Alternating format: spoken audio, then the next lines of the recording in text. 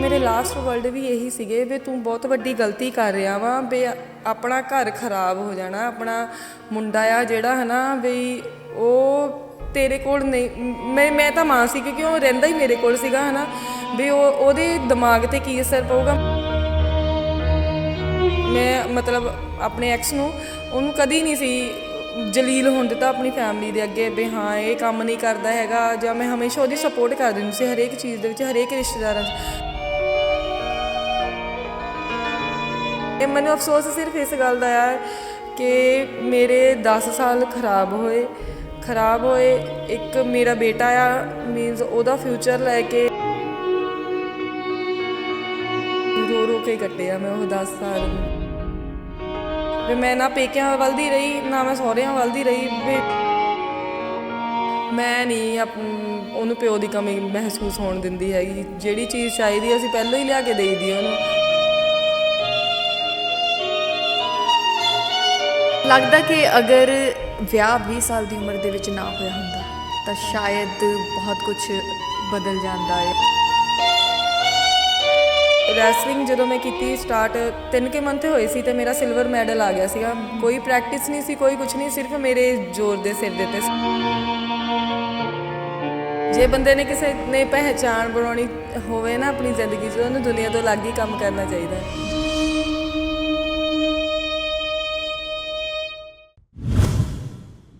Pro Punjab TV ਦੇਖ ਰਹੇ ਹੋ ਤੁਸੀਂ ਤੇ ਮੈਂ ਈਸ਼ਾ। ਜੇ ਹਿੰਮਤ ਕਰੀਏ ਤਾਂ ਮੌਕੇ ਬਹੁਤ ਨੇ, ਜੇ ਨਾ ਕਰੀਏ ਤਾਂ ਮੁਸੀਬਤਾਂ ਬਹੁਤ ਨੇ। ਤੇ ਇਸੇ ਤਰ੍ਹਾਂ ਤੁਹਾਨੂੰ ਇੱਕ ਪੰਜਾਬ ਦੀ ਧੀ ਦੇ ਨਾਲ ਮਿਲਾਉਣ ਜਾ ਰਹੇ ਹਾਂ ਜਿਹਨੇ ਕਿ ਅਜਿਹਾ ਕੰਮ ਕੀਤਾ ਜਿਨ੍ਹਾਂ 'ਚ ਤੁਸੀਂ ਅਕਸਰ ਹੀ ਲੜਕਿਆਂ ਨੂੰ ਹੀ ਕੰਮ ਕਰਦੇ ਵੇਖਿਆ ਹੋਵੇਗਾ, ਕਿਉਂਕਿ ਲੜਕੀਆਂ ਨੂੰ ਹਮੇਸ਼ਾ ਆਪਣੀ ਬਾਡੀ ਦੀ ਬੜੀ ਫਿਕਰ ਹੁੰਦੀ ਆ। ਉਹਨਾਂ ਦੇ ਹੱਥ ਪੈਰ ਆ ਕਹਿੰਦੇ ਆ ਕਿ ਸੌਫਟ ਹੀ ਰਹਿਣੇ ਚਾਹੀਦੇ ਨੇ, ਤੇ ਕਦੀ ਵੀ ਮੈਲੇ ਹੱਥ ਜਾਂ ਹੱਥ ਹਾਰਡ ਹੋ ਜਾਣ ਨਾ ਤਾਂ ਕੁੜੀਆਂ ਨੂੰ ਟੈਨਸ਼ਨ ਜ਼ਰੂਰ ਪੈ ਜਾਂਦੀ ਆ। ਅਤੇ ਇੱਕ ਅਜਿਹੀ ਲੜਕੀ ਨਾਲ ਮਿਲਵਾਵਾਂਗੇ ਜਿਹਨੇ ਬਹੁਤ ਮਿਹਨਤ ਕੀਤੀ ਆ, ਬਹੁਤ ਸਾਰੀਆਂ ਮੁਸੀਬਤਾਂ ਉਹਦੀ ਜ਼ਿੰਦਗੀ ਦੇ ਵਿੱਚ ਆਈਆਂ ਨੇ, ਪਰ ਹਰੇਕ ਮੁਸੀਬਤ ਦੇ ਵਿੱਚ ਉਹਨੇ ਹਿੰਮਤ ਰੱਖੀ ਅਤੇ ਮੌਕੇ ਦਾ ਫਾਇਦਾ ਚੱਕ ਕੇ ਅੱਜ ਆਪਣਾ ਪੂਰਾ ਨਾਮ ਆ ਜਿਹੜਾ ਵਿਦੇਸ਼ਾਂ ਤੱਕ ਚਮਕਾਇਆ ਹੋਇਆ। ਗੱਲਬਾਤ ਕਰ ਰਹੇ ਹਾਂ ਜੀ ਅਸੀਂ ਹਰਪਾਲ ਕੌਰ ਨਾਲ। ਸਵਾਗਤ ਹੈ ਮੈਮ ਤੁਹਾਡਾ ਪ੍ਰੋ ਪੰਜਾਬ ਟੀਵੀ 'ਤੇ। ਸਤਿ ਸ਼੍ਰੀ ਅਕਾਲ ਜੀ। ਹੋਰ ਮੈਮ ਠੀਕ ਹੋ? ਹਾਂਜੀ ਹਾਂਜੀ ਜੀ। ਅਤੇ ਪਹਿਲਾਂ ਮੈਨੂੰ ਇਹ ਦੱਸੋ ਕਿ ਸਭ ਤੋਂ ਹਟਵਾਂ ਕੰਮ ਹੈ ਨਾ, ਅਤੇ ਕਿਵੇਂ ਚੁਣਿਆ, ਕੀ ਕਰਦੇ ਹੋ, ਦੱਸੋ ਜ਼ਰਾ। ਵੈਸੇ ਇੱਦਾਂ ਹਟਵੇਂ ਕੰਮ ਤੋਂ ਮੀਨਸ ਜੇ ਬੰਦੇ ਨੇ ਕਿਸੇ ਨੇ ਪਹਿਚਾਣ ਬਣਾਉਣੀ ਹੋਵੇ ਨਾ ਆਪਣੀ ਜ਼ਿੰਦਗੀ 'ਚ, ਉਹਨੂੰ ਦੁਨੀਆ ਤੋਂ ਅਲੱਗ ਹੀ ਕੰਮ ਕਰਨਾ ਚਾਹੀਦਾ ਹੈ ਜੀ। ਹਾਂਜੀ। ਅਤੇ ਹੁਣ ਇੱਕ ਵਾਰ ਦੱਸ ਵੀ ਦਿਓ ਅਤੇ ਕੰਮ ਕੀ ਕਰ ਰਹੇ ਹੋ ਤੁਸੀਂ? ਮੈਨੂੰ ਸਾਰੇ ਜਾਣੇ ਵੈਲਡਿੰਗ ਗਰਲ ਦੇ ਨਾਂ ਨਾਲ ਜਾਣਦੇ ਆ। ਹਾਂਜੀ ਜੀ। ਮੈਮ ਬਹੁਤ ਸਾਰੇ ਕੰਮ ਆ ਨਾ ਦੁਨੀਆ ਦੇ ਵਿੱਚ ਜਿਹੜੇ ਕਹਿੰਦੇ ਨੇ ਕੁੜੀਆਂ ਅੱਜ ਤੱਕ ਵੈਲਡਿੰਗ ਵਾਲੇ ਕੰਮ ਦੇ ਵਿੱਚ ਨਹੀਂ ਆਈਆਂ ਸੀ। ਤੁਹਾਡੇ ਮਾਈਂਡ ਦੇ ਵਿੱਚ ਕੀ ਆਇਆ ਕਿ ਤੁਸੀਂ ਇਸ ਪਾਸੇ ਵੱਲ ਚੱਲ ਪਏ?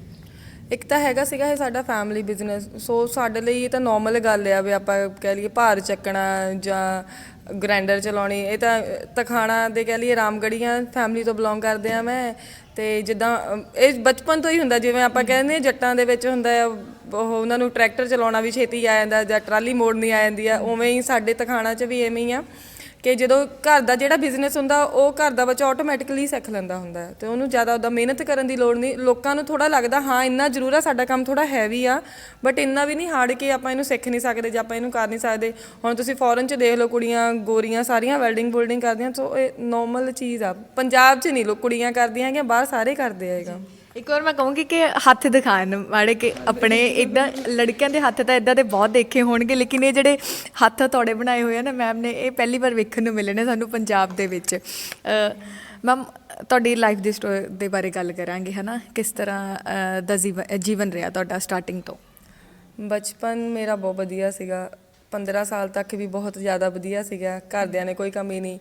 18 ਸਾਲ ਤੱਕ ਵੀ ਠੀਕ ਸੀ। ਜਦੋਂ ਮੈਂ 20 ਸਾਲ ਦੀ ਹੋਈ, ਵਿਆਹ ਤੋਂ ਬਾਅਦ ਤਾਂ ਪਤਾ ਹੀ ਆ ਸਾਰਿਆਂ ਨੂੰ, ਸੋ ਉਹੀ ਸਟੋਰੀ ਆ।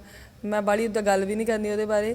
ਅਤੇ ਠੀਕ ਸੀਗਾ ਮਤਲਬ ਹੁਣ ਤੱਕ ਜੋ ਸੀਗਾ, ਬਾਕੀ ਪਾਸਟ ਹੁਣ ਉਹਦੇ ਬਾਰੇ ਬਾਰ ਕੀ ਗੱਲ ਕਰਨੀ ਹੈ ਨਾ ਆਪਾਂ। ਹਾਂਜੀ ਨਿਕਲ ਗਿਆ ਉਹ ਤਾਂ। ਹਾਂਜੀ। ਲੱਗਦਾ ਕਿ ਅਗਰ ਵਿਆਹ 20 ਸਾਲ ਦੀ ਉਮਰ ਦੇ ਵਿੱਚ ਨਾ ਹੋਇਆ ਹੁੰਦਾ ਤਾਂ ਸ਼ਾਇਦ ਬਹੁਤ ਕੁਝ ਬਦਲ ਜਾਂਦਾ ਜਾਂ ਬਹੁਤ ਇਹਦੇ ਨਾਲੋਂ ਕੁਛ ਅੱਛਾ ਹੋ ਸਕਦਾ ਸੀ। ਜੇ ਮੇਰੀ ਮੈਰਿਜ ਨਾ ਹੋਈ ਹੁੰਦੀ ਸ਼ਾਇਦ ਮੈਂ ਹੁਣ ਨੂੰ ਕੋਈ ਸਪੋਰਟਸ ਪਰਸਨ ਹੁੰਦੀ। ਮੈਂ ਜਦੋਂ ਮੇਰਾ ਵਿਆਹ ਸੀਗਾ ਮੈਨੂੰ 4 ਕੁ ਮਹੀਨੇ ਹੋਏ ਸੀਗੇ ਰੈਸਲਿੰਗ ਜੁਆਇਨ ਕੀਤੀ ਨੂੰ, ਕਿਉਂਕਿ ਕਾਫੀ ਜਾਨ ਸੀਗੀ, ਕਾਫੀ ਮੈਂ ਮਤਲਬ ਸਿਹਤ ਸੀਗੀ ਮੇਰੀ ਵਿਆਹ ਤੋਂ ਪਹਿਲਾਂ ਜੀ। ਹਾਂਜੀ, ਤੇ 3 ਕੁ ਮਹੀਨੇ ਹੋਏ ਸੀਗੇ ਮੈਨੂੰ ਰੈਸਲਿੰਗ ਜੁਆਇਨ। ਉੱਦਾਂ ਮੈਂ ਫੁੱਟਬਾਲ ਦੀ ਤੇ ਖੋ-ਖੋ ਦੀ ਪਲੇਅਰ ਰਹੀ ਹਾਂ, ਤੇ ਰੈਸਲਿੰਗ ਜਦੋਂ ਮੈਂ ਕੀਤੀ ਸਟਾਰਟ 3 ਕੁ ਮੰਥ ਹੋਏ ਸੀ ਤੇ ਮੇਰਾ ਸਿਲਵਰ ਮੈਡਲ ਆ ਗਿਆ ਸੀਗਾ। ਕੋਈ ਪ੍ਰੈਕਟਿਸ ਨਹੀਂ ਸੀ, ਕੋਈ ਕੁਝ ਨਹੀਂ, ਸਿਰਫ ਮੇਰੇ ਜ਼ੋਰ ਦੇ ਸਿਰ ਦੇ ਉੱਤੇ 62 kg ਵੇਟ ਦੇ ਉੱਤੇ। ਤੇ ਜਦੋਂ ਮੇਰੇ ਘਰਦਿਆਂ ਨੇ ਮੇਰਾ ਰਿਸ਼ਤਾ ਪੱਕਾ ਕਰ ਦਿੱਤਾ, ਆਈ ਮੀਨ ਮੇਰੇ ਜਿਹੜਾ ਸਰ ਸੀਗਾ ਰੈਸਲਿੰਗ ਵਾਲਾ, ਉਹ ਕਹਿੰਦੇ ਵੀ ਤੂੰ ਗਲਤੀ ਕਰ ਰਹੀ ਆ, ਵੀ ਤੂੰ ਵਿਆਹ ਨਾ ਕਰਾ, ਤੇਰੀ ਗੇਮ ਬਹੁਤ ਸੋਹਣੀ ਹੋ ਜਾਣੀ ਹੈ ਨਾ। ਸ਼ਾਇਦ ਮੈਂ ਉਸ ਟਾਈਮ ਉਹਨਾਂ ਦੀ ਸੁਣ ਲੈਂਦੀ ਵੀ ਮੈਂ ਨਾ ਕਰ ਦਿੰਦੀ ਜਾਂ ਘਰਦਿਆਂ ਨੂੰ ਜਾਂ ਕਿਵੇਂ ਆ। ਜੇ ਹੁਣ ਨੂੰ ਮਤਲਬ ਵਧੀਆ ਪਲੇਅਰ ਹੋਣਾ ਸੀਗਾ ਮੈਂ ਇਸ ਟਾਈਮ ਕਾਫੀ। ਜੀ, ਅਫਸੋਸ ਹੁੰਦਾ ਹੋਣਾ ਹੁਣ ਵੀ ਇਸ ਗੱਲ ਨੂੰ ਲੈ ਕੇ ਕਿਤੇ ਨਾ ਕਿਤੇ? ਇਹ ਮੈਨੂੰ ਅਫਸੋਸ ਸਿਰਫ ਇਸ ਗੱਲ ਦਾ ਆ ਕਿ ਮੇਰੇ 10 ਸਾਲ ਖਰਾਬ ਹੋਏ। ਇੱਕ ਮੇਰਾ ਬੇਟਾ ਆ, ਮੀਨਸ ਉਹਦਾ ਫਿਊਚਰ ਲੈ ਕੇ ਹੁੰਦਾ ਹੀ ਆ ਹਰੇਕ ਨੂੰ, ਹੈ ਨਾ। ਮੀਨਸ ਉਹ ਥੋੜ੍ਹੀਆਂ ਜਿਹੀਆਂ ਚੀਜ਼ਾਂ ਥੋੜ੍ਹਾ ਆਪਾਂ ਨੂੰ ਨੈਗੇਟਿਵ ਕਰ ਦਿੰਦੀਆਂ, ਵੀਕ ਕਰ ਦਿੰਦੀਆਂ। ਬਾਕੀ ਆਉਣ ਵਾਲਾ ਫਿਊਚਰ ਥੋੜ੍ਹਾ ਵੀਕ ਕਰਦਾ। ਬਾਕੀ ਤਾਂ ਹੁਣ ਪ੍ਰੈਜ਼ੈਂਟ ਜਿਹੜਾ ਚੱਲਦਾ ਪਿਆ ਉਹ ਤਾਂ ਤੁਹਾਡੇ ਸਾਰਿਆਂ ਸਾਹਮਣੇ ਹੀ ਆ। ਸੋ ਵਧੀਆ ਜਾ ਰਿਹਾ ਵਾ। ਹੁਣ ਪਾਸਟ ਨੂੰ ਮੈਂ ਜ਼ਿਆਦਾ ਸੋਚਦੀ ਨਹੀਂ ਹੈਗੀ। ਉਹਨਾਂ 10 ਸਾਲਾਂ ਦੇ ਵਿੱਚ ਕਿੰਨੀਆਂ ਕੁ ਮੁਸੀਬਤਾਂ ਚੱਲੀਆਂ? ਵਾਧੂ ਰੋ ਕੇ ਕੱਟੇ ਆ ਮੈਂ ਉਹ 10 ਸਾਲ। ਜਿੰਨੇ ਵੀ ਮਤਲਬ 2 ਮਹੀਨਾ ਕੁ ਠੀਕ ਰਹਿਣਾ, ਫਿਰ ਦੂਜੇ ਮਹੀਨੇ ਫਿਰ ਉਹ ਕੋਈ ਨਾ ਕੋਈ ਪ੍ਰੋਬਲਮ, ਫਿਰ ਥੋੜ੍ਹਾ ਟਾਈਮ ਠੀਕ ਰਹਿਣਾ, ਫਿਰ ਉਹੀ ਪ੍ਰੋਬਲਮ। ਡੈਡੀ ਨੇ ਫੈਮਿਲੀ ਨੇ ਆਉਣਾ, ਸਮਝਾਉਣਾ ਕਰਨਾ, ਮਤਲਬ ਆਹੀ ਲੜਾਈ ਕਲੇਸ਼ ਝਗੜਾ, ਖਰਚਾ ਨਹੀਂ ਦੇਣਾ, ਇਹਨਾਂ ਦੇ ਵਿੱਚ ਹੀ ਗਏ ਆ ਮੇਰੇ 10 ਸਾਲ। ਜਦੋਂ ਪਹਿਲੀ ਵਾਰ ਤੁਹਾਡੀ ਇਹ ਗੱਲ ਬਾਹਰ ਆਈ ਸੀਗੀ ਕਿ ਤੁਸੀਂ ਡਾਈਵੋਰਸ ਲੈ ਰਹੇ ਹੋ ਜਾਂ ਹੈ ਨਾ ਉਹਦਾ ਕੇਸ ਚੱਲਦਾ ਪਿਆ, ਤਾਂ ਲੋਕਾਂ ਨੇ ਕਾਫੀ ਜ਼ਿਆਦਾ ਨੈਗੇਟਿਵ ਕਮੈਂਟਿੰਗ ਉਸ ਟਾਈਮ ਸ਼ੁਰੂ ਕੀਤੀ ਸੀ। ਕਹਿੰਦੇ ਕਿ ਇਹ ਜਿਹੜੀ ਦੂਜੀਆਂ ਕੁੜੀਆਂ ਨੂੰ ਕਹਿਣ ਲੱਗ ਗਈ ਹੈ ਨਾ ਕਿ ਦੂਜੀਆਂ ਕੁੜੀਆਂ ਨੂੰ ਇਸ ਰਾਹ ਦਿਖਾਉਣ ਲੱਗ ਗਈ ਡਿਵੋਰਸ ਵਾਲਾ। ਲੇਕਿਨ ਉਹਨਾਂ ਨੇ ਇਹ ਚੀਜ਼ ਨਹੀਂ ਦੇਖੀ ਕਿ ਤੁਸੀਂ 10 ਸਾਲ ਉੱਥੇ ਕੱਟੇ ਨੇ, ਤੁਸੀਂ ਰਿਸ਼ਤਾ ਬਣਾਉਣ ਦੀ ਪੂਰੀ ਕੋਸ਼ਿਸ਼ ਕੀਤੀ ਹੈ। ਵਾਧੂ ਮੈਂ ਮੀਨਸ ਜਿੱਥੇ ਵੀ ਪੈਸੇ ਦੀ ਲੋੜ ਪੈਣੀ, ਮੈਂ ਆਪਣੀ ਫੈਮਿਲੀ ਨੂੰ ਪਹਿਲਾਂ ਕਹਿਣਾ ਬਈ ਡੈਡੀ ਸਾਨੂੰ ਆਹ ਪ੍ਰੋਬਲਮ ਆ, ਤੁਸੀਂ ਮੈਂ ਮਤਲਬ ਆਪਣੇ ਐਕਸ ਨੂੰ ਉਹਨੂੰ ਕਦੀ ਨਹੀਂ ਸੀ ਜਲੀਲ ਹੋਣ ਦਿੱਤਾ ਆਪਣੀ ਫੈਮਿਲੀ ਦੇ ਅੱਗੇ ਵੀ ਹਾਂ ਇਹ ਕੰਮ ਨਹੀਂ ਕਰਦਾ ਹੈਗਾ, ਜਾਂ ਮੈਂ ਹਮੇਸ਼ਾ ਉਹਦੀ ਸਪੋਰਟ ਕਰਦੀ ਹੁੰਦੀ ਸੀ ਹਰੇਕ ਚੀਜ਼ ਦੇ ਵਿੱਚ, ਹਰੇਕ ਰਿਸ਼ਤੇਦਾਰਾਂ 'ਚ। ਬਟ ਜਦੋਂ 6-7 ਸਾਲ ਮੇਰੇ ਰਿਸ਼ਤੇਦਾਰਾਂ ਨੂੰ ਤੋਂ ਪੈਸੇ ਲੈਣੇ ਕਰਨੇ ਜੇ ਉਹ, ਹੁਣ ਕਿੰਨਾ, ਹੁਣ ਤਾਂ ਸਾਰਾ ਕੁਝ ਖਤਮ ਹੋ ਗਿਆ ਨਾ। ਆਈ ਮੀਨ ਜਦੋਂ ਚੀਜ਼ਾਂ ਆਪਾਂ ਨੂੰ ਨਹੀਂ ਲੱਗਦੀਆਂ ਵੀ ਇਹ ਬੰਦਾ ਇਸ ਜਗ੍ਹਾ 'ਤੇ ਗਲਤ ਆ, ਵੀ ਇਹਨੂੰ ਮੈਨੂੰ ਸਪੋਰਟ ਕਰਨੀ ਚਾਹੀਦੀ ਆ, ਇੱਕ ਲੇਡੀ ਦੀ ਹੈਲਪ ਕਰਨੀ ਚਾਹੀਦੀ ਆਪਣੀ ਵਾਈਫ ਦਾ। ਜਦ ਕਿ ਮੈਂ ਕੁੜੀ ਹੋ ਕੇ ਮੈਂ ਉਹਨੂੰ ਕਹਿ ਰਹੀ ਸੀਗੀ ਵੀ ਹਾਂ ਆਪਾਂ ਨੂੰ ਆਹ ਨਹੀਂ, ਇੱਦਾਂ ਨਹੀਂ ਕਰਨਾ, ਤੂੰ ਇੱਥੇ ਗਲਤ ਆ, ਤੂੰ ਇੱਥੇ ਮਤਲਬ ਇੱਕ ਬੰਦਾ ਹੁੰਦਾ ਨਹੀਂ ਹੈਗਾ ਕਿ ਉਹ ਆਪਣੀ ਘਰਵਾਲੀ ਨੂੰ ਸਮਝਾਉਂਦਾ ਹੁੰਦਾ, ਨਾ ਕਿ ਘਰਵਾਲੀ ਉਹਨੂੰ ਸਮਝਾਉਂਦੀ ਹੁੰਦੀ ਆ। ਸੋ ਉਹ ਚੀਜ਼ਾਂ ਉਸ ਪਰਸਨ ਦੇ ਵਿੱਚ ਹੈ ਨਹੀਂ ਗਈਆਂ ਸੀਗੀਆਂ। ਹਾਂਜੀ, ਤੁਸੀਂ ਪੂਰਾ ਸਪੋਰਟ ਕੀਤਾ ਉਹਨਾਂ ਨੂੰ ਕਿ ਉਹ ਆਪਣਾ ਸਟੈਂਡ ਲੈ ਲੈਣ ਆਪਣੇ ਲਈ, ਹੈ ਨਾ, ਉਹ ਸਟੈਂਡ ਹੋ ਜਾਣ ਲਾਈਫ ਦੇ ਵਿੱਚ ਵੀ। ਮਤਲਬ ਜਦੋਂ ਮੈਂ ਉੱਥੇ ਛੱਡ ਕੇ ਵੀ ਆਈ ਸੀ, ਮੇਰੇ ਲਾਸਟ ਵਰਡ ਵੀ ਇਹੀ ਸੀਗੇ ਵੀ ਤੂੰ ਬਹੁਤ ਵੱਡੀ ਗਲਤੀ ਕਰ ਰਿਹਾ ਵਾ, ਵੀ ਆਪਣਾ ਘਰ ਖਰਾਬ ਹੋ ਜਾਣਾ, ਆਪਣਾ ਮੁੰਡਾ ਆ ਜਿਹੜਾ ਹੈ ਨਾ ਵੀ ਉਹ ਤੇਰੇ ਕੋਲ ਨਹੀਂ। ਮੈਂ ਤਾਂ ਮਾਂ ਸੀ ਕਿਉਂਕਿ ਉਹ ਰਹਿੰਦਾ ਹੀ ਮੇਰੇ ਕੋਲ ਸੀਗਾ, ਹੈ ਨਾ, ਵੀ ਉਹਦੇ ਦਿਮਾਗ 'ਤੇ ਕੀ ਅਸਰ ਪਊਗਾ। ਮੈਂ ਉਹਨੂੰ ਲਾਸਟ ਟਾਈਮ ਇਹ ਗੱਲਾਂ ਕਹਿ ਕੇ ਹੀ ਆਈ ਸੀਗੀ ਉਹਦੀ ਫੈਮਿਲੀ ਦੇ ਸਾਹਮਣੇ ਵੀ ਤੂੰ ਬਹੁਤ ਵੱਡੀ ਗਲਤੀ ਕਰ ਰਿਹਾ ਵਾ। ਸੋ ਨਹੀਂ ਸੁਣੀ। ਜਦੋਂ ਬੰਦਾ ਹੈ ਨਾ ਗਲਤੀ ਕਰਕੇ ਵੀ ਹੱਸਦਾ ਹੋਵੇ ਤਾਂ ਮੈਨੂੰ ਲੱਗਦਾ ਉਹਨੂੰ ਕਹਿਣ ਦਾ ਕੋਈ ਫਾਇਦਾ ਨਹੀਂ ਹੁੰਦਾ ਹੈਗਾ। ਜੀ, ਮਤਲਬ ਇਹ ਕਹਿ ਸਕਦੇ ਹਾਂ ਕਿ ਲੋਕ ਆਪਣੇ ਵੱਲੋਂ ਕਮੈਂਟਿੰਗ ਤਾਂ ਕਰਨ ਲੱਗ ਜਾਂਦੇ ਨੇ, ਲੇਕਿਨ ਦੂਸਰੇ ਬੰਦੇ ਦੇ ਕੀ ਬੀਤ ਰਹੀ ਆ ਉਹਨੂੰ ਨਹੀਂ ਦੇਖ ਰਹੇ। ਕਿ ਤੁਹਾਡੇ ਵੱਲੋਂ ਫਾਈਨੈਂਸ਼ੀਅਲੀ ਵੀ ਸਪੋਰਟ ਕੀਤਾ ਗਿਆ, ਆਪਣਾ ਰਿਸ਼ਤਾ ਚਲਾਉਣ ਲਈ ਵੀ ਪੂਰਾ ਸਪੋਰਟ ਕੀਤਾ ਗਿਆ, ਲੇਕਿਨ ਉੱਧਰੋਂ ਜਿਵੇਂ ਤੁਸੀਂ ਗੱਲਾਂ ਕਰ ਰਹੇ ਹੋ ਕਿ ਉੱਧਰੋਂ ਸਪੋਰਟ ਕੋਈ ਨਹੀਂ ਸੀ, ਉਹ ਹੱਸ ਰਹੇ ਸੀ। ਬਸ ਉਹਨਾਂ ਨੂੰ ਐਵੇਂ ਲੱਗਦਾ ਪਤਾ ਨਹੀਂ ਉਹਨਾਂ ਨੇ ਕੀ ਜੰਗ ਜਿੱਤ ਲਈ ਜਾਂ ਕੀ। ਮੈਂ 3 ਸਾਲ ਹੋ ਗਏ ਮੈਨੂੰ ਇੱਥੇ 4 ਸਾਲ ਆਈ ਨੂੰ। ਆਈ ਥਿੰਕ ਮੈਨੂੰ ਨਹੀਂ ਲੱਗਦਾ ਮੈਨੂੰ ਉਹਨਾਂ ਦੀ ਕੋਈ ਕਾਲ ਆਈ ਹੋਊਗੀ ਜਾਂ ਮੈਨੂੰ ਕੋਈ ਉਹਨਾਂ ਦਾ ਰਿਲੇਟਿਵਸ ਮਿਲਣ ਆਇਆ ਹੋਊਗਾ ਜਾਂ ਮੇਰਾ ਕੁਛ ਨਹੀਂ, ਨਥਿੰਗ, ਕੁਛ ਵੀ ਨਹੀਂ, ਉਹਨਾਂ ਵੱਲੋਂ ਖਤਮ ਹੀ ਸੀਗਾ। ਸੋ ਫਿਰ ਜਦੋਂ ਕੋਈ ਰਿਸਪੌਂਸ ਨਹੀਂ ਹੈਗਾ 3 ਸਾਲ ਆਪਾਂ ਕਿਸੇ ਨੂੰ ਲੇਡੀ ਨੂੰ ਛੱਡ ਦਿੰਦੇ ਆ ਤਾਂ ਜੇ ਉਹ ਡਾਈਵੋਰਸ ਦਾ ਡਿਸੀਜ਼ਨ ਲੈਂਦੀ ਆ ਵੇ, ਫਿਰ ਮੈਨੂੰ ਨਹੀਂ ਲੱਗਦਾ ਇਹਦੇ ਵਿੱਚ ਕੋਈ ਗਲਤ ਆ। ਭਾਵੇਂ ਮੈਨੂੰ ਸਾਰੀ ਦੁਨੀਆ ਗਲਤ ਕਵੇ ਵੀ ਹਾਂ ਤੂੰ ਦੂਜੀਆਂ ਕੁੜੀਆਂ ਨੂੰ ਖਰਾਬ ਕਰਦੀ, ਮੈਂ ਕਿਸੇ ਨੂੰ ਕੋਈ ਖਰਾਬ ਨਹੀਂ ਕਰਦੀ ਹੈਗੀ। ਹੁਣ ਮੇਰੀ ਨਹੀਂ ਬਣ ਰਹੀ ਹੈਗੀ। ਡਾਈਵੋਰਸ ਚੀਜ਼ ਬਣੀ ਕਾਹਦੇ ਲਈ ਆ? ਜਦ ਆਪਾਂ 2 ਜਾਣੇ ਵਿਆਹ ਦੇ ਬੰਧਨ 'ਚ ਵੱਧਦੇ ਆ, ਆਪਣੀ ਸਾਲ ਬਣਦੀ ਆ, 2 ਸਾਲ ਬਣਦੀ ਆ। ਜਦ ਆਪਣੇ 8 ਸਾਲ ਆਪਣੀ ਬਣੀ ਨਹੀਂ, ਆਪਣੀ ਕਿਸੇ ਨਾ ਕਿਸੇ ਗੱਲ ਤੋਂ ਬਹਿਸ, ਤਾਂ ਉਹ ਰਿਲੇਸ਼ਨ ਨੂੰ ਜੇ ਆਪਾਂ ਖ਼ਤਮ ਕਰ ਦਿੰਦੇ ਆ ਕਾਨੂੰਨ ਦੇ ਸਹਾਰੇ, ਸਾਰਾ ਕੁਛ ਕਾਨੂੰਨ ਦੀਆਂ ਨਜ਼ਰਾਂ 'ਚ ਹੋ ਕੇ, ਫਿਰ ਲੋਕ ਇੱਦਾਂ ਕਿਉਂ ਕਹਿੰਦੇ ਆ ਵੀ ਸਿੱਖ ਫੈਮਿਲੀ ਦੇ ਵਿੱਚ ਡਾਈਵੋਰਸ ਨਹੀਂ ਹੋ ਸਕਦੇ? ਜਦ ਆਪਣੀ ਬਣਦੀ ਨਹੀਂ, ਆਪਣੀ ਕਮਿਊਨਿਟੀ ਜਾਂ ਫਿਰ ਆਪਣੇ ਤੁਸੀਂ ਮੁੰਡਿਆਂ ਨੂੰ ਇੰਨੀ ਵਧੀਆ ਸਿੱਖਿਆ ਦਿਓ ਕਿ ਉਹ ਕੁੜੀਆਂ ਤੇ ਹੱਥ ਨਾ ਚੱਕਣ, ਉਹ ਕੁੜੀਆਂ ਦਾ ਖਰਚਾ ਕਰਨ, ਉਹ ਆਪਣੇ ਆਪ 'ਚ ਇੰਨਾ ਦਮ ਰੱਖਣ ਵੀ ਅਸੀਂ ਇਹਦੀਆਂ ਜ਼ਰੂਰਤਾਂ ਪੂਰੀਆਂ ਕਰ ਸਕਦੇ ਹਾਂ। ਜੇ ਵਿਆਹ ਕੇ ਲੈ ਕੇ ਆਏ ਹਾਂ ਵੀ ਅਸੀਂ ਇਹਦੀਆਂ ਜ਼ਰੂਰਤਾਂ ਪੂਰੀਆਂ ਕਰ ਸਕਦੇ ਹਾਂ, ਅਸੀਂ ਆਪਣੇ ਬੱਚੇ ਨੂੰ ਭੁੱਖਾ ਨਹੀਂ ਛੱਡ ਸਕਦੇ ਹੈਗੇ ਵੀ ਇਹਨੂੰ ਕਿਸੇ ਅੱਗੇ ਹੱਥ ਨਾ, ਇਹਨੂੰ ਆਪਣੇ ਮਾਂ ਪਿਓ ਕੋਲ ਵੀ ਗੱਲ ਕਰਨ ਦਾ ਨਾ ਮੌਕਾ ਨਾ ਮਿਲੇ ਵੀ ਹਾਂ ਇਹ ਕਿਤੇ ਆਪਣੇ ਘਰਦਿਆਂ ਨੂੰ ਇੱਦਾਂ ਨਾ ਕਹਿ ਦੇਵੇ ਮੇਰੇ ਆਦਮੀ ਨੇ ਮੈਨੂੰ ਇੱਕ ਟਾਈਮ ਰੋਟੀ ਨਹੀਂ ਖਿਲਾਈ। ਫਿਰ ਤੁਸੀਂ ਆਪਣੇ ਪਹਿਲਾਂ ਮੁੰਡਿਆਂ ਨੂੰ ਚੰਗੀ ਪਰਵਰਿਸ਼ ਦਿਓ। ਇਹ ਪਰਵਰਿਸ਼ ਨਾ ਮਾਂ ਹੀ ਦੇ ਸਕਦੀ ਹੁੰਦੀ ਆ, ਉਹਨਾਂ ਦੀ ਫੈਮਿਲੀ ਦੇ ਸਕਦੀ ਹੁੰਦੀ ਵੀ ਪੁੱਤ ਤੂੰ ਤੇਰੀਆਂ ਭੈਣਾਂ ਹੈਗੀਆਂ ਵਾ, ਜਿਹੜੀ ਆਪਾਂ ਵਿਆਹ ਕੇ ਲਿਆਉਣੀ ਆ ਉਹ ਵੀ ਕਿਸੇ ਦੀ ਧੀ ਆ, ਕਿਸੇ ਦੀ ਭੈਣ ਆ, ਤੂੰ ਉਹਨੂੰ ਗਾਲ ਨਹੀਂ ਕੱਢਣੀ, ਉਹਦੇ ਤੇ ਹੱਥ ਨਹੀਂ ਚੱਕਣਾ, ਉਹਦੇ ਨਾਲ ਉਦਾਂ ਹੀ ਟਰੀਟ ਕਰਨਾ ਜਿੱਦਾਂ ਤੂੰ ਆਪਣੀ ਭੈਣ ਦੇ ਨਾਲ ਟਰੀਟ ਕਰਵਾਉਣਾ ਚਾਹੁੰਦਾ ਵਾ। ਤੇ ਜਦੋਂ ਉਹ ਚੀਜ਼ਾਂ ਨਹੀਂ ਹੁੰਦੀਆਂ, ਜਦੋਂ ਫਿਰ ਇੱਕ ਮੇਰੇ ਵਰਗੀ ਕੁੜੀ ਰੌਲਾ ਪਾਉਂਦੀ ਆ ਹੈ ਨਾ, ਫਿਰ ਉਹ ਹੁਣ ਆਪਾਂ ਪੰਜਾਬੀ 'ਚ ਕਹਿ ਲਈਏ ਫਿਰ ਮਿਰਚਾਂ ਲੱਗਦੀਆਂ ਉਹਨਾਂ ਨੂੰ ਵੀ ਹਾਂ ਵੀ ਇਹ ਹੁਣ ਖੜੀ ਕਿਉਂ ਹੋ ਰਹੀ ਆ, ਇਹ ਸਾਡੇ ਖਿਲਾਫ ਕਿਉਂ ਬੋਲਦੀ ਪਈ ਆ। ਕਿਸੇ ਵੀ ਮੁੰਡੇ ਨੂੰ ਜਾਂ ਉਹਦੀ ਫੈਮਿਲੀ ਨੂੰ ਇਹ ਕਦੀ ਵੀ ਬਰਦਾਸ਼ਤ ਨਹੀਂ ਹੋਗਾ ਵੀ ਕੋਈ ਕੁੜੀ ਉਹਨਾਂ ਦੇ ਖਿਲਾਫ, ਉਹਨਾਂ ਦੀ ਨੂੰਹ ਉਹਨਾਂ ਦੇ ਖਿਲਾਫ ਬੋਲਦੀ ਪਈ ਆ ਹੈ ਨਾ। ਸੋ ਮੇਰੇ ਨਾਲ ਵੀ ਉਹੀ ਚੀਜ਼ਾਂ ਹੋਈਆਂ, ਜਦੋਂ ਮੇਰੀ ਕੋਈ ਸੁਣੀ ਨਹੀਂ, ਮੇਰੇ ਨਾਲ ਕੋਈ ਨਹੀਂ ਸੀ ਖੜਾ ਲਾਸਟ ਟਾਈਮ ਤੱਕ, ਮੈਂ ਉਹਨਾਂ ਦਾ ਹਰੇਕ ਨਾਲ ਚੰਗਾ ਵਧੀਆ ਬਿਹੇਵ ਕਰਦੀ ਸੀ ਵੀ ਕੋਈ ਕੰਪਲੇਂਟ ਹੋਵੇ ਮੇਰੇ ਵੱਲੋਂ। ਬਾਕੀ ਥੋੜ੍ਹਾ ਬਹੁਤਾ ਤਾਂ ਫੈਮਲੀਆਂ 'ਚ ਹੁੰਦਾ ਹੀ ਆ ਹੈ ਨਾ। ਤੇ ਜੇ ਆਪਾਂ ਗੱਲ ਕਰੀਏ ਜਿਵੇਂ ਤੁਸੀਂ ਸ਼ੁਰੂਆਤ ਦੇ ਵਿੱਚ ਆਪਾਂ ਜਦੋਂ ਗੱਲ ਕਰਦੇ ਪਏ ਸੀ ਜਦੋਂ ਅਸੀਂ ਆਏ ਤਾਂ ਤੁਹਾਡਾ ਇਹ ਕਹਿਣਾ ਸੀਗਾ ਕਿ ਮੈਂ ਜਦੋਂ ਆਪਦੇ ਘਰ ਆਈ ਸੀ ਤਾਂ ਮੈਂ ਡਿਵੋਰਸ ਦਾ ਸੋਚ ਕੇ ਨਹੀਂ ਆਈ ਸੀ, ਮੈਂ ਨਹੀਂ ਸੋਚਿਆ ਸੀਗਾ ਕਿ ਡਿਵੋਰਸ ਲਵਾਂਗੇ। ਤੇ ਉਹ ਡਿਵੋਰਸ ਵੱਲ ਨੂੰ ਕਿਵੇਂ ਚੱਲ ਪਏ? ਡਿਵੋਰਸ ਬੰਦ ਨੂੰ ਮੈਂ 1.5 ਸਾਲ ਹੋ ਗਿਆ ਸੀਗਾ ਮੈਨੂੰ ਇੱਥੇ ਆਈ ਨੂੰ, ਤੇ ਕਰੋਨਾ ਟਾਈਮ ਸਾਰਾ ਕੁਝ ਖਤਮ ਹੋ ਗਿਆ ਸੀਗਾ, ਲੋਕ ਕੰਮਾਂ ਕਾਰਾਂ 'ਤੇ ਆਪਣਾ ਜਾਣ ਲੱਗ ਪਏ ਸੀ, ਆਪਣਾ ਕੰਮ ਕਰਨ ਲੱਗ ਗਏ। ਮੈਂ ਡੈਡੀ ਨੂੰ ਆਪਣੇ ਫਾਦਰ ਨੂੰ ਕਿਹਾ, ਮੈਂ ਕਿਹਾ ਡੈਡੀ ਦੇਖੋ 1.5 ਸਾਲ ਹੋ ਗਏ ਵੀ ਮੈਂ ਕਿਹਾ ਮੈਂ ਇੱਦਾਂ ਹੀ ਫਸੀ ਰਹੂੰਗੀ ਵੀ ਮੈਂ ਨਾ ਪੇਕਿਆਂ ਵੱਲ ਦੀ ਰਹੀ ਨਾ ਮੈਂ ਸਹੁਰਿਆਂ ਵੱਲ ਦੀ ਰਹੀ, ਵੀ ਉਹੀ ਗੱਲ ਹੋਈ ਨਾ ਪੇਕਿਆਂ ਨੇ ਰੱਖੀ ਨਾ ਸਹੁਰਿਆਂ ਦੀ ਹੋਈ, ਜਾਂ ਜੋ ਪਤਾ ਨਹੀਂ ਇੱਦਾਂ ਦਾ ਕੋਈ ਸੌਂਗ ਵੀ ਆ ਕੁਛ ਤੇ ਹੈ ਨਾ। ਮੈਂ ਡੈਡੀ ਕਹਿੰਦੇ ਫਿਰ ਦੇਖ ਲੈ ਕੀ ਕਰਨਾ ਵਾ ਹੈ ਨਾ ਤੂੰ। ਤਾਂ ਮੈਂ ਜਿਨ੍ਹਾਂ ਨੇ ਮੇਰਾ ਰਿਸ਼ਤਾ ਕਰਾਇਆ ਮੈਂ ਉਹਨਾਂ ਨੂੰ ਕਾਲ ਕੀਤੀ ਵੀ ਮੈਂ ਕਿਹਾ ਵੀ ਤੁਸੀਂ ਉਸ ਪਰਸਨ ਨੂੰ ਮੇਰੇ ਸਾਹਮਣੇ ਲੈ ਕੇ ਆਉਂਗੇ? ਉਹ ਕਹਿੰਦੇ ਵੀ ਉਹਨਾਂ ਨੇ ਨਹੀਂ ਆਉਣਾ। ਫਿਰ ਮੈਂ ਕਿਹਾ ਵੀ ਮੈਂ ਆਪਣਾ ਕੁਛ ਹੱਲ ਕਰਨ ਲੱਗੀ ਹਾਂ ਵੀ ਤੁਹਾਨੂੰ ਕੋਈ ਪ੍ਰੋਬਲਮ ਤਾਂ ਨਹੀਂ ਹੈਗੀ? ਉਹ ਕਹਿੰਦੇ ਨਹੀਂ ਸਾਨੂੰ ਕੋਈ ਪ੍ਰੋਬਲਮ ਨਹੀਂ, ਜੋ ਤੂੰ ਕਰਨਾ ਕਰ ਸਕਦੀ ਹਾਂ। ਮੈਂ ਆਪਣੇ ਥਾਣੇ ਗਈ, ਉੱਥੇ ਜਾ ਕੇ ਮੈਂ ਦਰਖਾਸਤ ਦੇ ਦਿੱਤੀ। ਉਹਨਾਂ ਨੇ ਦਰਖਾਸਤ, ਥਾਣੇ ਆਈ ਨਹੀਂ ਦਰਖਾਸਤ ਤੋਂ ਡਰਦਿਆਂ ਨੇ, ਉਹਨਾਂ ਨੇ ਡਾਈਵੋਰਸ ਲਾਇਆ। ਜੇ ਹੁਣ ਸਾਰੇ ਸੁਣ ਲਓ, ਮੈਂ ਡਾਈਵੋਰਸ ਨਹੀਂ ਸੀ ਲਾਇਆ, ਡਾਈਵੋਰਸ ਉਹਨਾਂ ਵੱਲੋਂ ਹੀ ਲਾਇਆ ਗਿਆ ਸੀਗਾ। ਡਾਈਵੋਰਸ ਉਹਨਾਂ ਵੱਲੋਂ ਲਾਇਆ ਗਿਆ। 1.5 ਸਾਲ ਸਾਡਾ ਕੇਸ ਚੱਲਿਆ। ਜਦੋਂ ਜੱਜ ਨੇ ਮੇਰੇ ਬੇਟੇ ਨੂੰ ਖਰਚਾ ਦੇਣ ਦੀ ਗੱਲ ਕੀਤੀ ਫਿਰ ਉਹ ਮੁੱਕਰ ਗਏ ਉੱਥੇ ਮੁੱਕਰ ਗਏ। ਉੱਥੇ ਜਾ ਕੇ ਉਹਨਾਂ ਨੇ ਆਪਣਾ ਕੇਸ ਵਾਪਸ ਲੈ ਲਿਆ। ਕੇਸ ਵਾਪਸ ਲੈ ਲਿਆ। ਫਿਰ ਉਹਨਾਂ ਨੇ ਮਿਊਚੁਅਲ ਜਿਹੜਾ ਹੁੰਦਾ ਫਿਰ ਉਹ ਡਾਈਵੋਰਸ ਲਿਆ। ਉਹਦੇ ਵਿੱਚ ਵੀ ਸ਼ਰਤਾਂ ਐਵੇਂ ਸੀ ਕਿ ਤੂੰ ਮੁੰਡੇ ਵੱਲੋਂ ਜਾਂ ਆਪਣੇ ਵੱਲੋਂ ਕੋਈ ਕੇਸ ਨਹੀਂ ਲਾਏਂਗੀ ਵੀ ਮੈਂ ਤੈਨੂੰ ਖਰਚਾ ਨਹੀਂ ਦੇਣਾ ਹੈਗਾ। ਫਿਰ ਮੈਂ ਪੈਸੇ ਪਿੱਛੇ ਤਾਂ ਮੈਂ ਉੱਦਾਂ ਵੀ ਨਹੀਂ ਸੀਗੀ, ਮੈਨੂੰ ਸੀਗਾ ਮੈਂ ਆਪਣਾ ਕੰਮ ਕਰਦੀ ਹਾਂ, ਮੈਂ ਇੰਨਾ ਕੁ ਹੈਗੀ ਹਾਂ ਕਿ ਮੈਂ ਆਪਣਾ ਨਿਆਣਾ ਪਾਲ ਸਕਦੀ ਹਾਂ। ਵੇਖੋ ਪੈਸੇ ਲੈਣੇ ਹੁੰਦੇ ਤਾਂ ਉੱਥੇ ਹੀ ਰਹਿ ਲੈਂਦੀ ਹੈ ਨਾ। ਤੇ ਫਿਰ ਮੈਂ ਉਹਨੇ ਕਿਹਾ ਠੀਕ ਆ। ਫਿਰ ਮੈਂ ਕਿਹਾ ਜੇ ਤੂੰ ਖਰਚਾ ਨਹੀਂ ਉਹਦਾ ਚੱਕ ਸਕਦਾ ਫਿਰ ਤੇਰੇ ਮੁੰਡੇ 'ਤੇ ਵੀ ਕੋਈ ਤੇਰਾ ਹੱਕ ਨਹੀਂ ਰਹਿੰਦਾ ਹੈਗਾ। ਹੁਣ ਤੱਕ ਮੈਂ ਪਾਲਦੀ ਆਈ ਹਾਂ, ਮੈਂ ਕਿਹਾ ਮੈਂ ਅੱਗੇ ਵੀ ਆਪਣਾ ਦੇਖ ਲੂੰਗੀ ਕਰ ਲੂੰਗੀ। ਸੋ ਦੈਟਸ ਬਸ ਉਹਨੇ ਸਾਈਨ ਕੀਤੇ ਬਸ ਇੰਨੀ ਇੱਥੇ ਹੀ ਖਤਮ ਹੋ ਗਿਆ ਸੀ। ਹੁਣ ਮੈਨੂੰ ਮਤਲਬ ਉਹਨੂੰ ਤੁਹਾਡੇ ਨਾਲ ਕੋਈ ਲੈਣਾ ਦੇਣਾ ਨਹੀਂ ਰਿਹਾ ਸੀ, ਬੱਚੇ ਨਾਲ ਵੀ ਨਹੀਂ ਰਿਹਾ, ਉਹਦਾ ਆਪਦਾ ਬੱਚਾ ਨੂੰ ਵੀ ਨਹੀਂ ਕਿਸੇ ਨੂੰ ਕੋਈ ਨਹੀਂ। ਇਹ ਪਤਾ ਨਹੀਂ ਉਹ ਕੀ ਹਿਸਾਬ ਕਿਤਾਬ ਉਹਨਾਂ ਦੇ ਥੋੜ੍ਹੇ ਮੈਂਟਲੀ ਜਿਹੇ ਹੀ ਸੀਗੇ ਉਹ ਜੀ। ਤੇ ਜੇ ਆਪਾਂ ਗੱਲ ਕਰੀਏ ਫਿਰ ਇੱਥੇ ਕਿਸ ਤਰ੍ਹਾਂ ਸ਼ੁਰੂਆਤ ਕੀਤੀ ਤੁਸੀਂ? ਇੱਥੇ ਕਿੱਦਾਂ ਆਪਣੇ ਫਾਦਰ ਸਾਹਿਬ ਦੇ ਨਾਲ ਤੁਸੀਂ ਆਉਣ ਲੱਗੇ ਵਰਕਸ਼ਾਪ ਦੇ ਵਿੱਚ? ਮੇਰੇ ਫਾਦਰ ਸਾਹਿਬ ਸ਼ੁਰੂ ਤੋਂ ਹੀ ਸਪੋਰਟਿਵ ਰਿਹਾ। ਮੈਂ ਜਿੱਦਾਂ ਸਭ ਤੋਂ ਵੱਡੀ ਸੀਗੀ ਨਾ ਘਰ ਦੇ ਵਿੱਚ, ਅਤੇ ਉਹਨਾਂ ਦਾ ਮੇਰੇ ਨਾਲ ਕੁਛ ਜ਼ਿਆਦਾ ਹੀ ਸੀਗਾ। ਜਦੋਂ ਮੈਨੂੰ ਉੱਥੋਂ ਲੈ ਕੇ ਆਏ ਸੀਗੇ ਹੈ ਨਾ, ਇਹ ਰੋਣ ਲੱਗ ਗਏ ਸੀਗੇ। ਅਤੇ ਵੀ ਹਾਂ ਕਿਉਂਕਿ ਜਿੱਦਾਂ ਹੁੰਦਾ ਹੈ ਨਾ ਫੈਮਿਲੀ 'ਚ ਜਿਹੜੀ ਵੱਡੀ ਕੁੜੀ ਹੋਵੇ ਜਾਂ ਵੱਡਾ ਮੁੰਡਾ ਹੋਵੇ ਆਪਣਾ, ਅਤੇ ਇਹ ਥੋੜ੍ਹਾ ਉਹਨਾਂ ਨਾਲ ਜ਼ਿਆਦਾ ਹੁੰਦਾ ਆ। ਜਦੋਂ ਮੈਂ ਦੱਸਣਾ ਵੀ ਇਹ ਮੈਨੂੰ ਮਾਰਦਾ ਕੁੱਟਦਾ ਸੀਗਾ, ਜਿੱਦਾਂ ਹੁੰਦਾ ਤਾਂ ਹੈ ਫਾਦਰ ਨੂੰ ਫੀਲ। ਅਤੇ ਮੈਂ ਇੱਥੇ ਲੈ ਕੇ ਕਹਿੰਦੇ ਸੀਗੇ ਮੈਨੂੰ, ਕਹਿੰਦੇ ਕੋਈ ਨਹੀਂ ਚੱਲ ਰੱਬ ਹੈਗਾ, ਪਰਮਾਤਮਾ ਹੈਗਾ, ਦੇਖਦਾ ਹੀ ਆ, ਕੋਈ ਨਹੀਂ ਤੇਰੇ ਨਾਲ ਸਹੀ ਹੋਵੇ, ਆਪਾਂ ਕੋਈ ਐਕਸ਼ਨ ਨਹੀਂ ਲੈਣਾ ਹੈਗਾ, ਆਪਾਂ ਕੁਛ ਨਹੀਂ ਕਰਨਾ ਹੈਗਾ, ਕੋਈ ਨਾ ਸਹੀ ਹੋਊਗਾ। ਕਹਿੰਦੇ ਤੂੰ ਮੇਰੇ ਕੋਲ ਕੰਮ ਕਰ ਵੀ ਅੱਗੇ ਪਰਮਾਤਮਾ ਦੇਖਦਾ ਹੈ ਨਾ ਆਪਣਾ।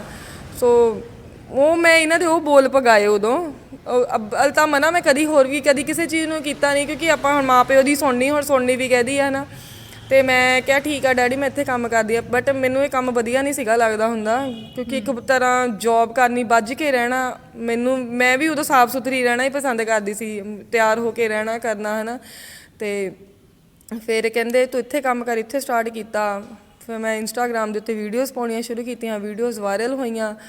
ਇੰਟਰਵਿਊਜ਼ ਸਟਾਰਟਿੰਗ ਦੇ ਹੋਏ। ਵਿੱਚ ਤਾਂ ਉਹ ਵੀਡੀਓਜ਼ ਨੂੰ ਵੀ ਲੋਕ ਕਹਿੰਦੇ ਹੁੰਦੇ ਸੀਗੇ ਕਿ ਫੇਕ ਆ, ਸਿਰਫ ਹਨਾ ਵਿਊਜ਼ ਦੇ ਲਈ ਕਰਦੀ ਹੈ। ਵਿਊਜ਼ ਦੇ ਲਈ, ਬਟ ਜਦੋਂ ਮੈਂ ਲੇਅਰ ਮਾਰ ਕੇ ਦਿਖਾਉਣੀ ਸੀਗੀ ਨਾ, ਫਿਰ ਕਹਿੰਦੇ ਸੀ ਨਹੀਂ ਹਾਂਜੀ ਮੈਮ ਤੁਹਾਨੂੰ ਕੰਮ ਆਉਂਦਾ। ਫਿਰ ਮੈਂ ਥੋੜਾ ਮੈਂ ਆਪਣਾ ਅਲੱਗ ਤੋਂ ਵੀ ਕੰਮ ਸ਼ੁਰੂ ਕਰ ਦਿੱਤਾ ਸੀਗਾ ਨਾ। ਇੱਕਦਮ ਹਾਈਕ ਕਿੱਦਾਂ ਮਿਲੀ? ਇੱਕਦਮ ਹਾਈਕ ਇੰਟਰਵਿਊਜ਼ ਤੋਂ ਮੈਨੂੰ 50K ਹੋਏ ਸੀਗੇ ਮੇਰੇ ਫਸਟ, ਜਦੋਂ ਮੈਨੂੰ ਟੈਕਸ ਆਇਆ ਸੀਗਾ ਕਿਸੇ ਚੈਨਲ ਦਾ ਵੀ ਆਪਾਂ ਤੁਹਾਡਾ ਇੰਟਰਵਿਊ ਕਰਨਾ। ਮੈਂ ਕਿਹਾ ਵੀਰੇ ਮੈਂ ਇੰਨੇ ਜੋਗੀ ਨਹੀਂ ਹੈਗੀ ਕਿ ਮੈਂ ਇੰਟਰਵਿਊ ਕਰਾਂ, ਮੇਰੇ ਪੱਲੇ ਕੁਝ ਨਹੀਂ ਸੀਗਾ, ਹਜੇ ਤਾਂ ਮੇਰੀ ਸ਼ੁਰੂਆਤ ਸੀਗੀ। ਮੈਂ ਕਿਹਾ ਨਹੀਂ, ਤਾਂ 3 ਮਹੀਨੇ 4 ਮਹੀਨੇ 6 ਮਹੀਨੇ ਮੇਰੇ ਹੋ ਗਏ 220K। 220K ਤੋਂ ਬਾਅਦ ਫਿਰ ਉਹ ਕਹਿੰਦੇ ਹੁਣ ਕਰ ਲਈਏ ਮੈਮ, ਤੇ ਮੈਂ ਕਿਹਾ ਠੀਕ ਆ ਵੀਰੇ। ਉਹ ਵੀ ਮੈਂ ਇੱਕਦਮ ਵਾਇਰਲ ਹੋਈ ਸੀਗੀ। ਮੈਂ ਇੱਕ ਛੋਟੀ ਜਿਹੀ ਕਿਸਾਨ ਵੀਰਾਂ ਲਈ ਸਕੀਮ ਸ਼ੁਰੂ ਕੀਤੀ ਸੀਗੀ, ਜਿਹਦੇ ਵਿੱਚ ਆਪਾਂ 100 ਜਾਣੇ 50 ਜਾਣੇ ਮੈਂਬਰ ਬਣਦੇ ਆ, 500,000 ਰੁਪਇਆ ਪੇ ਕਰਦੇ ਆ, ਤੇ ਉਹ ਸੰਦ ਜਿੱਦਾਂ ਮੇਰੇ ਪਿੱਛੇ ਤਵੀਆਂ ਦੇਖ ਰਹੇ ਹੋ, ਉਹ ਇੱਕ 50 ਦੇ ਵਿੱਚੋਂ ਜਾਂ 100 ਦੇ ਵਿੱਚੋਂ ਇੱਕ ਦੀਆਂ ਨਿਕਲ ਜਾਂਦੀਆਂ ਹੈ ਨਾ। ਸੋ ਉਹ ਲੋਕ ਮੈਨੂੰ ਉਹਦੇ ਵਿੱਚ ਮੈਨੂੰ ਬਹੁਤ ਪੋਜ਼ਿਟਿਵ ਮਿਲਿਆ ਸੀਗਾ। ਉਹਦੇ ਤੋਂ ਕਿਸਾਨ ਕਹਿ ਲਈਏ ਆਪਣੇ ਜ਼ਿਮੀਦਾਰ, ਉਹ ਜ਼ਿਆਦਾ ਮੇਰੇ ਨਾਲ ਜੁੜਨ ਲੱਗੇ ਸੀ। ਫਿਰ ਉਸ ਤੋਂ ਬਾਅਦ ਇੰਟਰਵਿਊਜ਼ ਤੇ ਉਹਦੇ ਕਰਕੇ ਥੋੜਾ ਹਾਈਪ ਹੋ ਗਿਆ ਸੀ ਮੇਰੀ। ਜੀ ਬੇਟੇ ਦੀ ਉਮਰ ਕਿੰਨੀ ਹੈ? ਹੁਣ ਇਸ ਟਾਈਮ 11 ਕੁ ਸਾਲ ਹੈਗੀ ਆ। ਬੇਟਾ ਪ੍ਰਾਊਡ ਫੀਲ ਕਰਦਾ ਕਿ ਮਾਂ ਇੰਨੀ ਮਿਹਨਤੀ ਆ, ਮੇਰੇ ਲਈ ਕੰਮ ਕਰ ਰਹੀ ਆ? ਮਤਲਬ ਇੱਕ ਫਾਦਰ ਨੂੰ ਜਿਸ ਜਗ੍ਹਾ ਤੇ ਹੋਣਾ ਚਾਹੀਦਾ ਸੀ, ਉੱਥੇ ਮੇਰੀ ਮਦਰ ਖੜੀ ਆ। ਮੈਂ ਨਹੀਂ ਉਹਨੂੰ ਪਿਓ ਦੀ ਕਮੀ ਮਹਿਸੂਸ ਹੋਣ ਦਿੰਦੀ ਹੈਗੀ। ਜਿਹੜੀ ਚੀਜ਼ ਚਾਹੀਦੀ ਅਸੀਂ ਪਹਿਲਾਂ ਹੀ ਲਿਆ ਕੇ ਦੇਈਦੀ ਉਹਨੂੰ।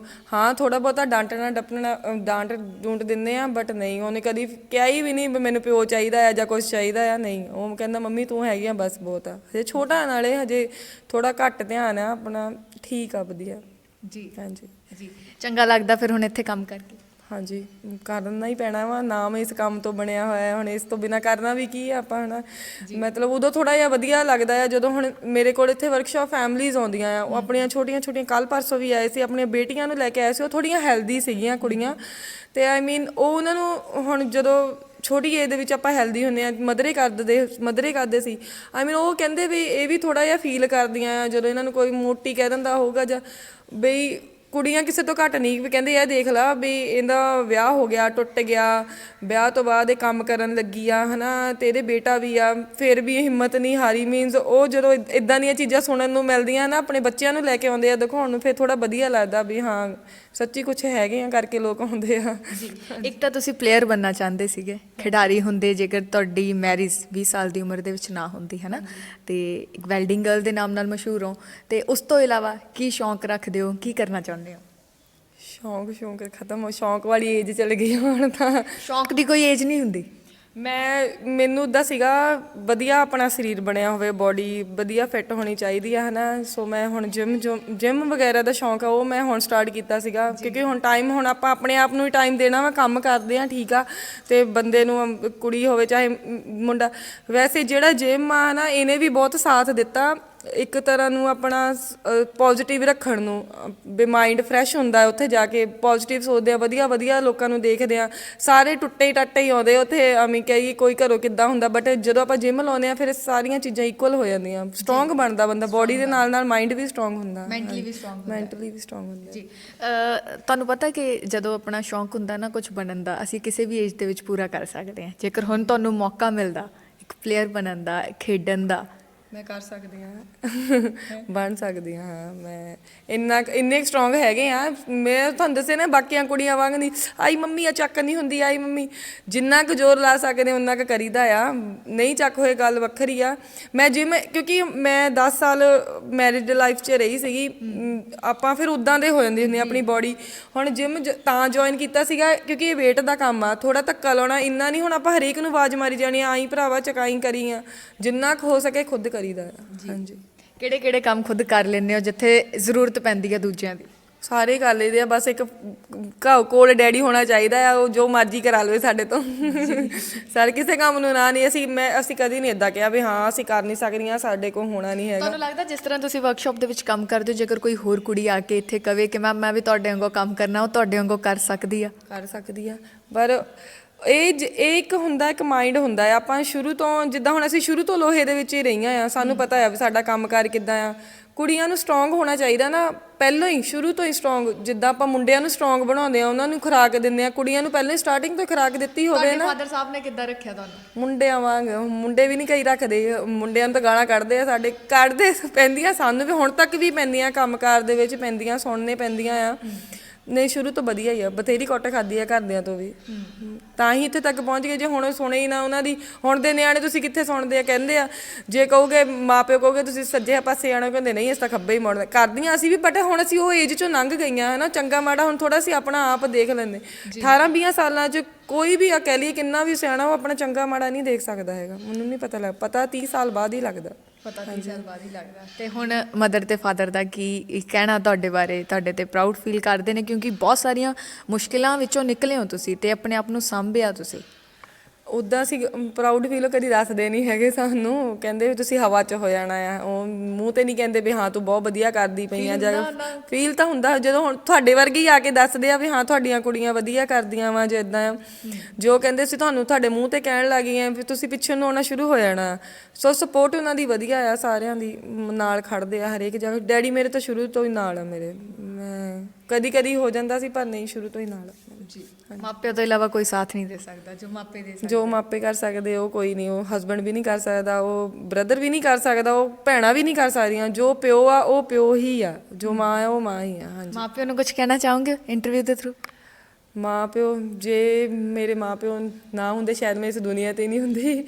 ਜੇ ਦੁਨੀਆ 'ਤੇ ਨਹੀਂ ਹੁੰਦੀ, ਮੇਰੇ ਨਾਲ ਆ ਚੰਗਾ ਮਾੜਾ ਨਾ ਹੁੰਦਾ, ਜੇ ਚੰਗਾ ਮਾੜਾ ਨਾ ਹੋਇਆ ਹੁੰਦਾ ਸ਼ਾਇਦ ਮੈਂ ਹੁਣ ਵਰਕ ਨਾ ਕਰਦੀ ਹੁੰਦੀ। ਮੈਂ ਲੋਕਾਂ ਨੋਰਮਲ ਕੁੜੀਆਂ ਵਾਂਗ ਕਿਤੇ ਗਾਇਬ ਹੋ ਜਾਣਾ ਸੀ ਨਾ। ਹੁਣ ਘਰਦਿਆਂ ਦੇ ਵਿੱਚ ਇੱਦਾਂ ਹੀ ਹੁੰਦਾ, ਚਲੋ ਠੀਕ ਆ ਕੁੜੀ ਘਰ ਆ ਗਈ ਆ, ਹੁਣ ਇਹਦਾ ਅੱਗੇ ਕੀ ਦੇਖਣਾ, ਦੂਜੀ ਜਗ੍ਹਾ ਵਿਆਹ ਕਰ ਦਿਓ। ਕਿਉਂ? ਮੈਨੂੰ ਲੱਗਦਾ ਆਪਾਂ ਆਪਣੇ ਆਦਮੀ ਤੋਂ ਬਿਨਾਂ ਤੋਂ ਬਹੁਤ ਵਧੀਆ ਰਹਿ ਸਕਦੇ ਆ, ਕਿਉਂਕਿ ਬੰਦਿਸ਼, ਕਈਆਂ ਨੂੰ ਬੰਦਿਸ਼ ਨਹੀਂ ਮਨਜ਼ੂਰ ਹੁੰਦੀ। ਕੁੜੀਆਂ ਸਾਰੀ, ਕਿਸੇ ਨੂੰ ਵੀ ਵੈਸੇ ਬੰਦਿਸ਼ ਨਹੀਂ ਮਨਜ਼ੂਰ ਹੁੰਦੀ। ਕਈ ਆਪਣੀ ਫੈਮਿਲੀ ਕਰਕੇ ਉਸ ਚੀਜ਼ ਦੇ ਵਿੱਚ ਰਹਿ ਜਾਂਦੀਆਂ, ਕਈ ਕਹਿੰਦੀਆਂ ਵੀ ਨਹੀਂ ਅਸੀਂ ਸੈਕਰੀਫਾਈਸ ਨਹੀਂ ਕਰਨਾ, ਅਸੀਂ ਆਪਣਾ ਨਾਮ ਆਪ ਬਣਾਉਣਾ, ਅਸੀਂ ਆਪਣੀ ਪਹਿਚਾਣ ਆਪ ਬਣਾਉਣੀ।